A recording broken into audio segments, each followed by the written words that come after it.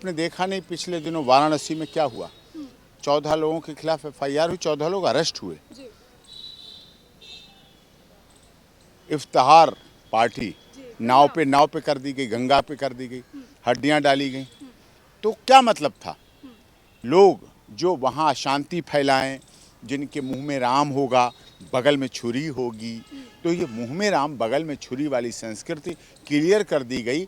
अब अगर कोई गैर हिंदू जाएगा तो अपराधी होगा। नमस्कार, मैं सौम्या और इस वक्त मौजूद हैं सुप्रीम कोर्ट में। इस वक्त हमारे साथ खास बातचीत के लिए डॉक्टर AP सिंह सर मौजूद हैं। अभी हाल ही में जो है गैर हिंदुओं का जो है 4 धामों में प्रवेश वर्जित कर दिया गया है। अब इस फैसले को लेकर के खास बातचीत करेंगे। सर, कैसे देखते हैं गैर हिंदुओं का प्रवेश वर्जित, क्या ये सही है? नहीं, देखिए, 4 धाम हिंदुओं के लिए हैं, सनातन धर्म के लिए हैं, सनातन संस्कृति के लिए हैं। अभी आपने देखा नहीं पिछले दिनों वाराणसी में क्या हुआ? 14 लोगों के खिलाफ FIR हुई, 14 लोग अरेस्ट हुए। इफ्तिहार पार्टी नाव पे कर दी गई, गंगा पे कर दी गई, हड्डियां डाली गई। तो क्या मतलब था? क्या सनातन धर्म को मानने वाला, अरे माँ पतित पावनी गंगा तो सबको अंतिम समय में इतनी मटकी में समा लेती हैं और पार कर देती हैं जीवन से, इससे उस लोक तक की यात्रा करा देती हैं। और वहाँ हड्डियाँ डालना तो इस अपमान है, सनातन संस्कृति का अपमान है। और इसी तरह से जो लोग गैर हिंदू जाते हैं वहाँ 4 धाम पे, उनके लिए मौज मस्ती का साधन है। हमारे लिए 4 धाम मौज मस्ती का साधन नहीं है, भक्ति आस्था श्रद्धा का केंद्र है, सनातन संस्कृति है, 4 धाम हैं, 4 शंकराचार्य बोले गए और इस तरह से पीठ है, तो सब में भक्ति आस्था की है।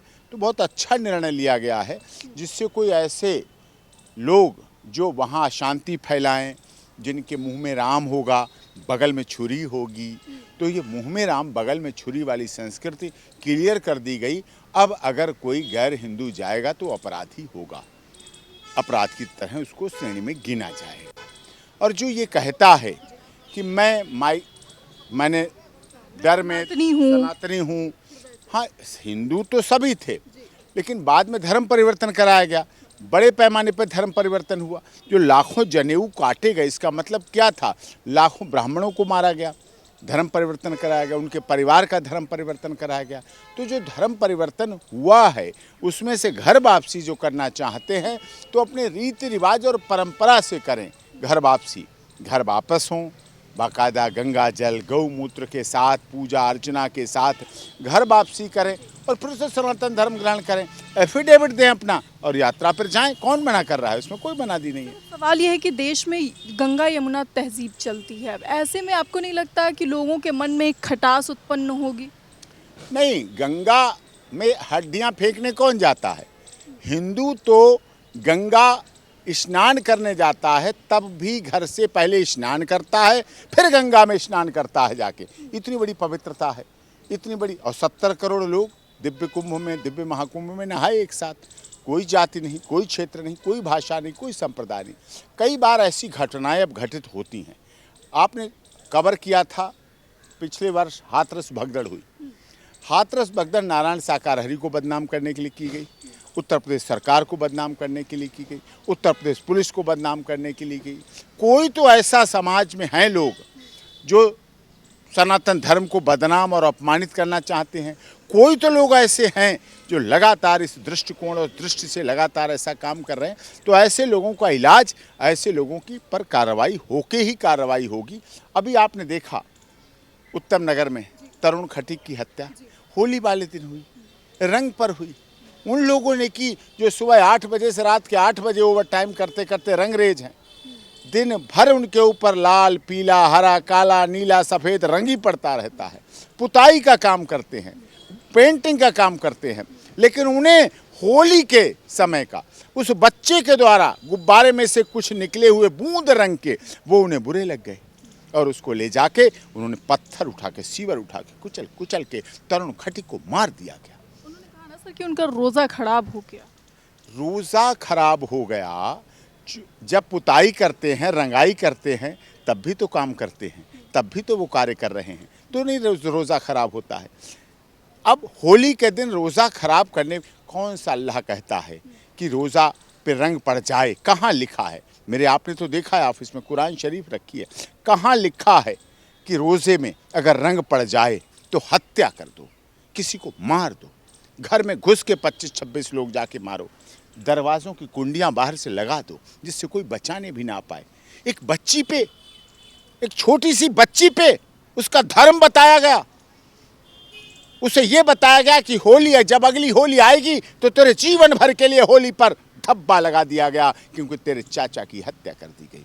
वो लोग ये भूल गए कि अगर दिल्ली में, उत्तम नगर में और इस देश में होली नहीं मनाई जाएगी, होली पे गुजिया नहीं बनाई जाएंगी, दीपावली पे मिठाई और दिए नहीं जलाएंगे, अगर दिवाली पे खील और बताशा नहीं बांटेंगे, भैया दूज पर रक्षाबंधन और टीका नहीं करेंगे और राखी बंधन नहीं करेंगे रक्षाबंधन पे, भैया दूज पे, तो याद रखना इस देश में ईद भी नहीं मनेगी, बकरीद भी नहीं मनेगी, 12 वफात भी नहीं मनेगा। अगर होली नहीं मनेगी, दिवाली नहीं मनेगी तो ये भी नहीं मनेगा। सनातन धर्म सुरक्षित है, सनातन धर्म संरक्षित है, तभी और दूसरे धर्म सुरक्षित और संरक्षित हैं। सनातन धर्म अगर सुरक्षित और संरक्षित नहीं है तो लोग जो सोच रहे हैं कि हम एक घर की तरुण खटीक के घर की या उत्तम नगर की होली रोक देंगे, किसी के घर की दिवाली रोक देंगे, पटाखे रोक देंगे और वो सोचें बकरीद मना लें और ईद मना लें, ये असंभव है। तो अब देखिए, सारा अली खान है, हर वर्ष जाती हैं अमरनाथ, बद्रीनाथ के वो जो है दर्शन करती रहती हैं। ऐसे में जो है उनको भी ये नोटिस दिया गया है कि अगर वो अब दर्शन करना चाहती हैं तो एक एफिडेविट जो है वो जमा करें कि वो सनातनी। हाँ बिल्कुल, एफिडेविट देना पड़ेगा, शपथ पत्र, शपथ, एफिडेविट क्या है? शपथ पत्र, हल्फिया बयान, हलफ के द्वारा, कसम खा के द्वारा, शपथ के द्वारा कहेंगे कि वो सनातनी हैं और सनातन धर्म के अनुसार वहाँ जाना चाहती हैं और ये आवश्यक है, ये होना चाहिए। मुझे बताइए, क्या मक्का मदीना में हिंदुओं का प्रवेश वर्जित है? मुझे बताइए, आप तो देश की वरिष्ठ पत्रकार हैं और आपका चैनल पूरी दुनिया में देखा जाता है, सरल न्यूज़। मुझे ये बताइए, आप मक्का मदीना में अगर सर्वधर्म समभाव की बात करते हैं, सर्वजन सुखाए और सर्वजन की बात करते हैं, अगर वसुधैव कुटुंबकम की बात करते हैं, अगर one earth, one family, one future, one health की बात करते हैं, तो मुझे बताइए हज पर हिंदू अलाउड है? नहीं अलाउड है। यही बात है, जब वहाँ एफिडेविट लिया जाता है तो यहाँ भी एफिडेविट लिया जाना चाहिए। तो देखिए, प्रधानमंत्री नरेंद्र मोदी जो हैं वो चादर भेजते हैं तो समस्या नहीं है, वो आएंगे तो समस्या, वो है ना, समस्या है ना। वो अजमेर शरीफ दरगाह नहीं है, वो अजय मेरू है। और अजय मेरू अजमेर शरीफ दरगाह नहीं, वो पवित्र हिंदू शिव जी का मंदिर है। पृथ्वीराज चौहान जी वहाँ महाशिवरात्रि और शिव चालीसा करते थे, रुद्राभिषेक करते थे। हमारी याचिका इसी बात को लेके अजमेर अजय मेरू कोर्ट में, जिला न्यायालय में एडमिट हुई है, स्वीकार हुई है। महाराणा प्रताप सेना की तरफ से हमने याचिका लगाई है।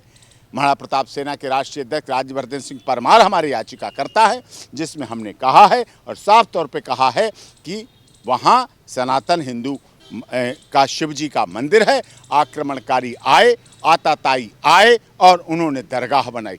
मुस्लिम समाज में, इस्लाम में पक्की दरगाह की तो वैधता ही नहीं है, अवैध मानी जाती है, लेकिन वहाँ हिंदुओं का शोषण किया जाता है, हिंदुओं के पैसे सब किया जाता है और ये लगातार हो रहा है। और जब हमारी याचिका अजमेर में स्वीकार हो गई, उसके बाद उन लोगों ने, दरगाह वालों ने, वहाँ सब सतिया जो बने हुए हैं, शिव जी की फ़ोटो बने हुए हैं, नंदी बैठे हैं, ओम लिखा हुआ है, ओम नमः शिवाय लिखा है, उन चीज़ों को मिटाना और ग्राइंडिंग शुरू की, तोड़फोड़ शुरू की। तो मैंने जिला कलेक्टर अजमेर और जिला एसपी सुपरिटेंडेंट ऑफ पुलिस को उसमें शिकायत दी है और उसमें मांगा है कि हमने इसमें कैमरे लगाकर, सीसीटीवी कैमरे लगाकर चौकी थाने से एसेस किया जाए उसको और उसको सुरक्षित किया जाए, जिससे हमारे जब आर्कियोलॉजी डिपार्टमेंट करेगा तो इसमें सबको दूध का दूध, पानी का पानी होगा और सच्चाई सामने आएगी। तो आप मानते हैं कि गैर हिंदुओं का जो प्रवेश है वो वर्जित होना चाहिए?